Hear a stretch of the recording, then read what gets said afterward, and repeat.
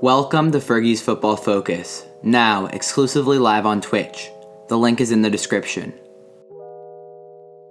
Alright guys, now I will be sharing with you my top 5 candidates for the Ballon d'Or, which will be announced at the end of November. Just so you guys remember, the Ballon d'Or is given based on players' performance throughout the calendar year, so not based on season, but during the year 2021. I'm going to start off with an honorable mention before I get into my top 5. My honorable mention goes to N'Golo Kanté. Kanté, he had a phenomenal year, easily one of the most impactful players in world football. I think his work rate through 90 minutes is unmatched, and his ability to dominate the world's best attackers is ridiculous. I mean, defensively, he brings something to the midfield that no other player in the world brings. And I think with Kanté, more so than almost any other player, whether that be for club or for country, he improves his side and uplifts his team. I think he enables other players around them to do what they do best. I'm thinking of the likes of a Jorginho, with Kanté's defending, it allows Jorginho to do what he does on the ball. And I think it was Kanté's performances in the latter stages of the Champions League that was so vital to Chelsea winning it. I don't think without N'Golo Kanté putting up some of the massive tackles he had in the semifinal and final, I don't think Chelsea win the Champions League. The reason why Kanté isn't in my top 5 is because he's battled injury and he's missed a lot of matches this season. And when oftentimes when you're coming freshly out of an injury, you're not necessarily at your top form. I think when he's reached those periods of top form, it's been arguably the best in the world. The issue is, he's battled injuries and there's been periods where he's maybe been a little out of form. So that's why I have him as an honorable mention. But I mean, his role in Chelsea winning the Champions League, you cannot doubt it. It was absolutely insane. And I think a player, if he can stay healthy, has a really good shot to win it next year as well. Moving on to 5th place. Okay. You could argue there's some recency bias with this one, but no doubt in my mind, this player has established himself as one of the best goal scorers, most prolific goal scorers in the world. That's Mohamed Salah. I mean, during 2021, Salah scored 32 goals. He's tallied 8 assists for Liverpool in just 42 matches. I think what makes Salah so special in my mind is his ability to score from nothing. I think of that Man City goal he scored recently, where he takes on 4 Manchester City defenders before cutting on to his weaker right foot at a poor angle and smashing it side netting. That's the beauty of Salah to me. I'm sorry. That's the beauty of Salah, is his ability to score in moments where you can't expect it. It's his pace, his clinical ability, and his left foot, bro. His left foot. I mean, that goal against City was on his right, but his left foot and his ability to pick out spots.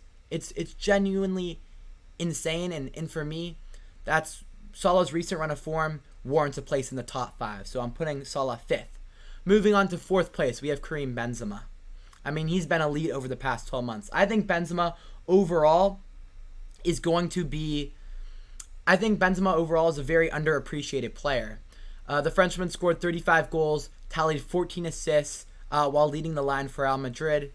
And for me, Benzema, he's always been a clinical finisher, but what really stands out is his link-up play. I mean, his vision and passing ability in the final third to get his teammates in behind on goal is the best out of any striker in the world. I mean, if you think of some of his one-touch passes, they're truly miraculous. And what really, impresses me about Benzema is, when he checks down to the ball, it's not just about turning and going to goal. No, it's about getting his teammates involved, and I think there's a value in that, and that's why he's been so successful at Real Madrid for such a long period of time now. I'm talking for years and years. And also, I think another nice little touch to Benzema's resume is he recently helped France win the Nations League, scoring in both the semifinal and final. And, we're looking at players who are helping their team and making a major impact in them winning. And that's a clear example of it for Benzema. Moving on to 3rd place. I think this player is probably one of the most controversial picks for the 2021 Ballon d'Or, and that is Jorginho. But no one can deny he's had a phenomenal season. Jorginho has helped this Chelsea side win the Champions League and Italy win the Euros. And I think what Jorginho provides to both of these sides is composure on the ball. He's a deep line playmaker, has an ability to pick out a pass. His range of passing is extremely impressive, and his ability to break lines with passing is something that I don't think many other players can do. I think finally at the Euros, that's when he impressed me most. His work rate was second to none. I mean, he covered the most ground of any player, 86.6 kilometers. He had the most recoveries in the tournament with 46.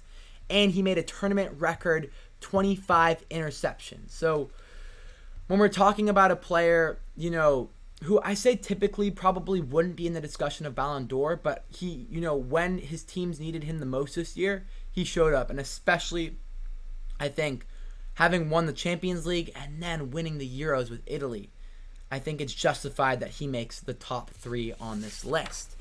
All right, we're moving now to second position. This is where it gets interesting. In second position, I am going with Robert Lewandowski. Lewandowski is the best goal scorer in world football. During 2021, he scored 54 goals, tallied 8 assists in 46 matches. That means this man is scoring more than, on average, 1 goal per game, bro. Who else is doing it? It's ridiculous. I think his positional sense is what makes Lewandowski so good, and his well-timed runs in the penalty area. That's really why he's a goal-scoring machine, because he finds ways to get open, and he gets phenomenal service from his Bayern Munich teammates. I think on top of it, right, this is pretty clear, but once Lewandowski creates a scoring opportunity, he rarely misses. I mean, if we're talking about some of the best finishers in the world, Lewandowski's name is clearly up there, and I'd say his composure in front of goal is second to none. And what I would say, the one knock I think you could take on Lewandowski is he's maybe not the best playmaker on this list, but what he does is he fulfills a need that every team has, and that is someone who can put the ball in the back of the net.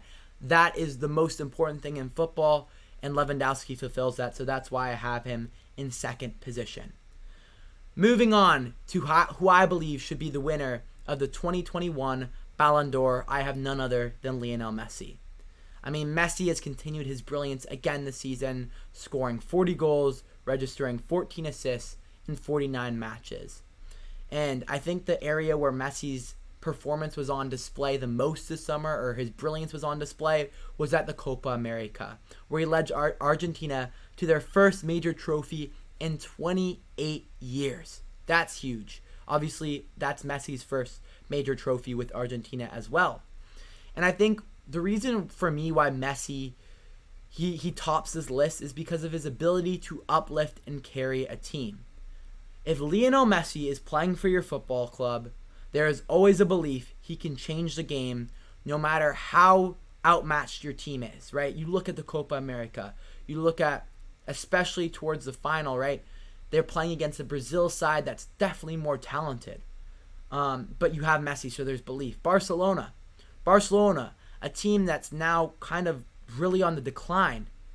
Messi helped to mask that up over the past year while he was at Barcelona. People knew they were starting to decline, but it was Messi who was still planting seeds of doubt and maybe some belief in some Barcelona fans that they were still a top side.